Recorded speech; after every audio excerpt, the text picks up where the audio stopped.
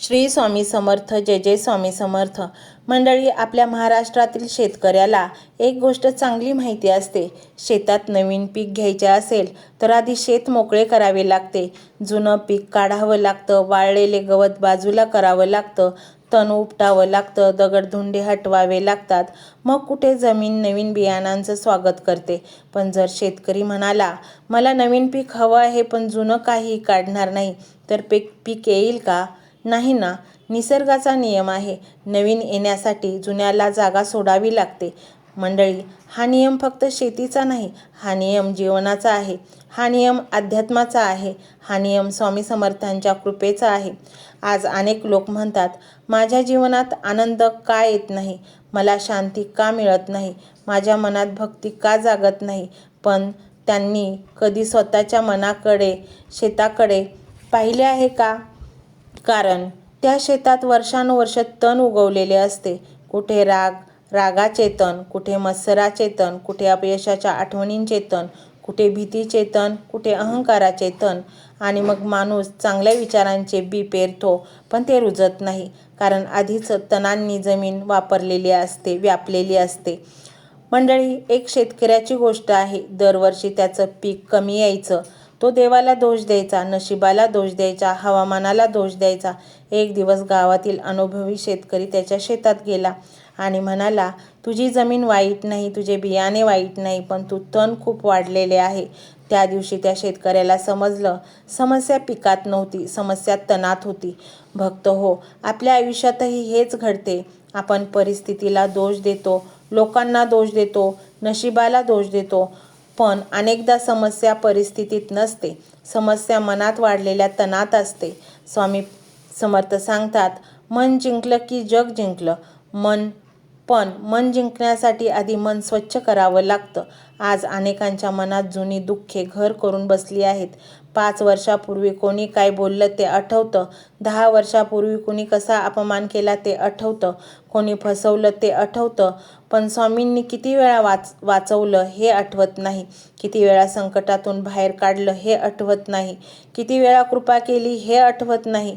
मंडळी, मन फार विचित्र आहे. ते फुलांपेक्षा काटे जास्त जपून ठेवतं आणि म्हणूनच त्यात वेदना वाढत जातात. शेतात जर एक तण वेळेवर काढलं नाही तर ते शेकडो बिया तयार करतं, नंतर संपूर्ण शेत व्यापून टाकतं. तसंच एक नकारात्मक विचार तो वेळेवर थांबवला नाही तर संपूर्ण मन व्यापून टाकतो. एक भीती, एक राग, एक मत्सर, आणि हळूहळू ते संपूर्ण विचार विश्व ताब्यात घेतं. मग भक्ती कुठून येणार? श्रद्धा कुठून येणार? सकारात्मकता कुठून येणार? मंडळी, पावसाळा येण्यापूर्वी शेतकरी खूप मेहनत करतो, कारण त्याला माहिती असतं, तयारी केली तरच पीक येईल. तसंच जीवनाचंही आहे. कृपा मिळण्याआधी पात्रता तयार करावी लागते, मनाची मशागत करावी लागते, विचारांची नांगरणी करावी लागते, वाईट सवयींचे तण काढावे लागतात, मगच चांगल्या विचारांचं बीज रुजतं. अनेक लोक अध्यात्म शिकू इच्छितात, पण मनात आधीच पूर्वग्रह भरलेले असतात. त्यांना नवीन सत्य स्वीकारता येत नाही, कारण त्यांची जमीन कठीण झालेली असते. वर्षानुवर्ष त्याच विचारांनी ती घट्ट झालेली असते. मंडळी, जमीन जितकी मऊ तितके पीक चांगलं, मन जितकं नम्र तितकी कृपा जास्त, जमीन जितकी स्वच्छ तितकी वाढ जास्त, मन जितकं निर्मळ तितकी भक्ती जास्त. स्वामी समर्थांचा एक मोठा संदेश आहे, स्वतःला रोज तपासा. आज माझ्या मनात कोणतं तण वाढत आहे? राग, मत्सर, भीती, अहंकार, नैराश्य.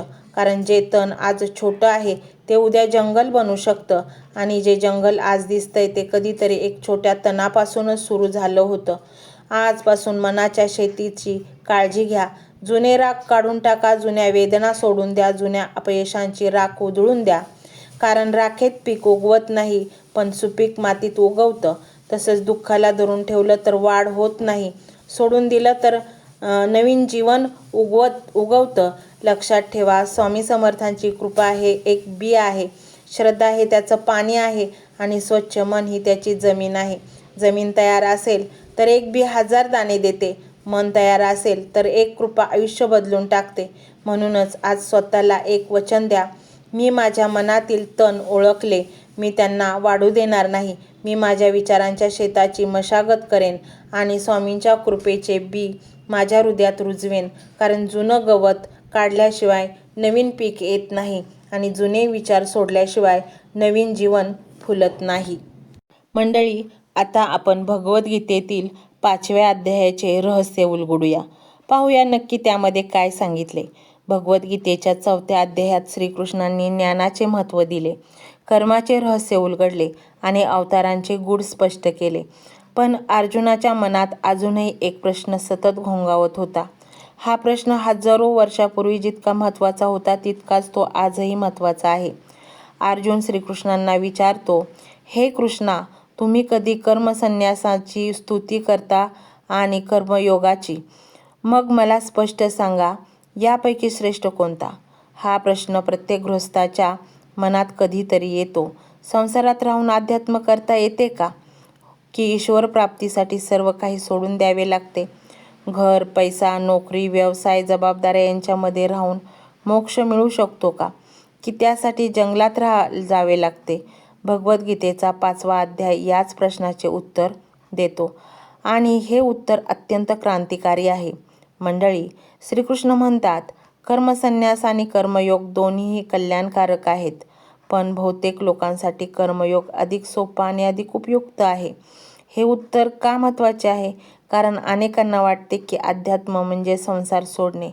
पण श्रीकृष्ण सांगतात, संसार सोडणे सोपे असू शकते, पण मनातील आसक्ती सोडणे कठीण आहे. एखादा मनुष्य जंगलात गेला, घर सोडले, संपत्ती सोडली, लोक सोडले, पण जर त्याने अहंकार सोडला नाही, वासना सोडल्या नाहीत, लोभ सोडला नाही, तर तो खरा संन्यासी ठरत नाही. दुसरीकडे एखादा मनुष्य संसारात राहतो, कुटुंब सांभाळतो, काम करतो, जबाबदाऱ्या पार पाडतो, पण प्रत्येक कर्म ईश्वरार्पण भावनेने करतो, फळाची अपेक्षा ठेवत नाही, अहंकार बाळगत नाही, तर तो खऱ्या अर्थाने योग्य आहे.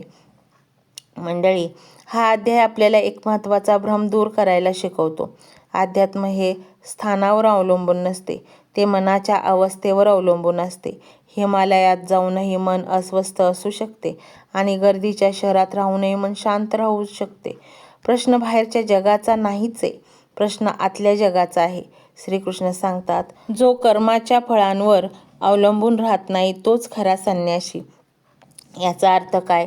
समजा एक शिक्षक विद्यार्थ्यांना शिकवतो, त्याचे लक्ष विद्यार्थ्यांच्या प्रगतीवर आहे, पण प्रत्येक विद्यार्थ्याने त्याचे कौतुक करावे अशी अपेक्षा नाही. तो आपले कर्तव्य करत राहतो. हा कर्मयोग आहे. एक डॉक्टर रुग्णांवर उपचार करतो, तो सर्वोत्तम प्रयत्न करतो, पण प्रत्येक परिणाम त्याच्या नियंत्रणात नसतो. तरीही तो प्रामाणिकपणे सेवा करतो. हा कर्मयोग आहे. एक आई आपल्या मुलासाठी रात्रंदिवस कष्ट करते, ती प्रेमाने सेवा करते, प्रत्येक बदल्यात काही अपेक्षा ठेवत नाही. हा कर्मयोग आहे. मंडळी, 5व्या अध्यायातील एक सुंदर विचार असा आहे की ज्ञानी मनुष्य सर्वांमध्ये समान आत्मा पाहतो. श्रीकृष्ण म्हणतात, खरा ज्ञानी ब्राह्मण गाय, हत्ती, कुत्रा किंवा समाजातील कोणताही व्यक्ती यांच्यातील बाह्य भेद पाहत नाही. तो सर्वात मध्ये एकच परमात्मा पाहतो. हा विचार अत्यंत उच्च आध्यात्मिक स्तराचा आहे. आज जगात भेदभाव का आहे? कारण आपण शरीर पाहतो, नाव पाहतो, पद पाहतो, संपत्ती पाहतो. आपण ज्ञानी आत्मा पाहतो आणि जिथे आत्मा दिसतो तिथे भेदभाव संपतो. मंडळी, या अध्यायात श्रीकृष्ण मनाच्या शांततेबद्दल बोलतात. ते सांगतात की बाह्य वस्तूंमध्ये आनंद शोधणारा माणूस कायम अस्थिर राहतो.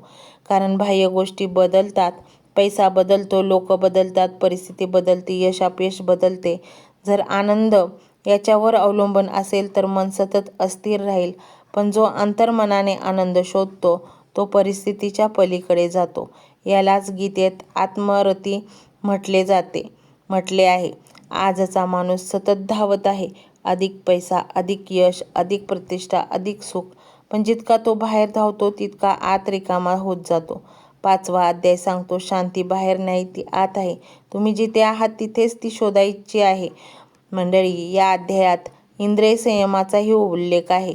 डोळे जे पाहतात, कान जे ऐकतात, जीभ ते चाखते, मन जे विचार करते, त्यावर नियंत्रण नसल्यास शांती मिळत नाही. कारण इंद्रिय सतत बाहेर धावत असतात आणि मन त्यांच्या मागे धावत असते. योग म्हणजे ही ऊर्जा आत वळवणे, स्वतःकडे पाहणे, स्वतःला समजून घेणे आणि स्वतःमधील परमात्म्याला अनुभवणे. अध्यायाच्या शेवटी श्रीकृष्ण एक अत्यंत सुंदर सत्य सांगतात. ते म्हणतात, जो मला सर्व यज्ञाचा भोक्ता, सर्व लोकांचा स्वामी आणि सर्व जीवांचा हितचिंतक म्हणून ओळखतो, तो शांती प्राप्त करतो. किती विलक्षण विचार आहे ना. परमेश्वर शिक्षा देण्यासाठी नाही, परमेश्वर भीती निर्माण करण्यासाठी नाही, परमेश्वर हा सर्वांचा हितचिंतक आहे. तो आपल्या कल्याणासाठीच कार्य करतो. हे समजले की मनातील भीती कमी होते, जीवनाविषयी विश्वास वाढतो आणि शांतीची सुरुवात होते. मंडळी, भगवद्गीतेचा 5वा अध्याय आपल्याला एक मोठा संदेश देतो. मोक्षासाठी संसार सोडण्याची गरज नाही, आसक्ती सोडण्याची गरज नाही, घर सोडण्याची गरज नाही, अहंकार सोडण्याची गरज नाही, काम सोडण्याची गरज नाही, कामामागील स्वार्थ सोडण्याची गरज नाही. कारण खरा संन्यास वस्त्र बदलण्यात नाही, तो दृष्टी बदलण्यात आहे. खरा योग जंगलात नाही, तो आपल्या दैनंदिन जीवनात आहे. जेव्हा आपण प्रत्येक कर्म ईश्वराला अर्पण करतो, जेव्हा परिणामाची चिंता सोडतो, जेव्हा सर्वांमध्ये एकच आत्मा पाहतो आणि जेव्हा अंतर्मनातील शांततेचा शोध घेतो, तेव्हा संसारच साधन बनते, कर्तव्य पूजा बनते आणि जीवनच योग बनते. मंत्र मोबाईलवर लावायचा आहे, डोळे घट्ट मिटून घ्यायचे आहेत, डोळ्यांसमोर स्वामींची मूर्ती आणायची आहे आणि स्वामींना प्रार्थना करायची आहे. हे स्वामी महाराजा, माझे हे संकट दूर कर, माझी ही इच्छा पूर्ण कर, माझे कुटुंब सुखासमाधानाने राहू देत. मंडळी, स्वामी हे भक्तवत्सल आहेत. ते भक्तांवर खूप प्रेम करतात. त्यांनी आपल्या भक्तांना बाळ मानलेले आहे आणि आई बाळाची इच्छा तर पूर्ण करणारच. त्यामुळे स्वामी तुम्हाला नक्कीच मदत करतील. मंडळी, एवढं सगळं करायला अर्धा मिनिट खूप झाला आणि एवढा वेळ तर तुमच्याकडे असेलच. बाकीचा सर्व व्हिडिओ तुम्ही मोबाईलवर सोडून द्या, तो त्याची पॉझिटिव्हिटी पसरवत राहील. तुम्ही दैनंदिनी कामं करता करता त्या मंत्राचे श्रवण करा आणि मनातल्या मनात जप देखील करा. फायदा नक्कीच होईल. ही डिजिटल सेवा आहे. आज या व्हिडिओच्या माध्यमातून स्वामींचे विचार तुमच्यापर्यंत पोहोचले आहेत. जर तुम्हाला मनापासून वाटत असेल की या विचारांनी तुमच्या मनाला उभारी दिली आहे, तुम्हाला जगण्याचे बळ दिले आहे, तर तुम्ही सुद्धा या ज्ञान यज्ञात आपली समिधा अर्पण करू शकता. पूर्वी लोक मंदिरात जाऊन दानपेटीमध्ये गुप्तदान करत असत, कारण गुप्तदानाचे फळ अनंत असते. आजच्या युगात व्हिडिओच्या खाली जे सुपर थँक्सचे बटन आहे ते एका डिजिटल दानपेटी सारखेच आहे. जर तुमची इच्छा असेल आणि तुमची परिस्थिती असेल तर यथाशक्ती, मग ती रक्कम कितीही छोटी असो वा मोठी, तुम्ही या सुपर थँक्सच्या माध्यमातून स्वामींच्या कार्यासाठी अर्पण करू शकता. हे पैसे कोणाच्या वैयक्तिक फायद्यासाठी नाही, तर हे विचार, ही सकारात्मक ऊर्जा अशाच लाखो दुःखी लोकांपर्यंत पोहोचवण्यासाठी वापरली जातील. लक्षात ठेवा, सक्ती नाही तर भक्ती महत्वाची आहे. ज्याला वाटतं की स्वामींनी मला मार्ग दाखवला म्हणून कृतज्ञता म्हणून मी हे फुल ना फुलाची पाकळी अर्पण करतो, त्यांनीच या बटनावर क्लिक करून आपले योगदान द्यावे. तुमची ही छोटीशी मदत कोणाचे तरी आयुष्य बदलणाऱ्या व्हिडिओच्या निर्मितीसाठी मोलाचे ठरेल. तसेच या व्हिडिओला लाईक करणे म्हणजे केवळ एक बटन दाबणे नव्हे, तर या सकारात्मक ऊर्जेला दुजोरा देणे आहे. जेव्हा तुम्ही लाईक करता तेव्हा तुमची विश्वाला सांगता की हो, माझा स्वामींवर विश्वास आहे. आणि शेअर करणे म्हणजे काय, तर पुण्य वाढणे. जर तुम्हाला वाटत असेल की तुमच्या एखाद्या मित्राला, नातेवाईकाला किंवा ओळखीच्या व्यक्तीला सध्या आधाराची गरज आहे, तर त्यांना हा व्हिडिओ नक्की पाठवा. कदाचित तुमचे एक शेअर करण्याचे कर्म त्यांना आत्महत्येसारख्या विचारांपासून परावृत्त करू शकेल किंवा त्यांना नैराश्यातून बाहेर काढेल. पुण्य फक्त अन्नदानानेच नाही तर विचारदानाने सुद्धा मिळते. म्हणून संकोच न करता हा व्हिडिओ तुमच्या जवळच्या लोकांपर्यंत पोहोचवावा. आणि हो, स्वामींच्या या दरबारात रोज हजेरी लावण्यासाठी चॅनलला सबस्क्राईब करा व बेल आयकॉनचे बटन देखील प्रेस करा. जेव्हा स्वामींचा संदेश येईल तेव्हा सर्वात आधी तो तुमच्यापर्यंत पोहोचेल. ही घंटा म्हणजे मंदिराची घंटा आहे, जी वाजवल्याने मनाला जाग येते. आणि सर्वात महत्त्वाचे म्हणजे तुमचा संवाद. खाली कमेंट बॉक्समध्ये तुमचा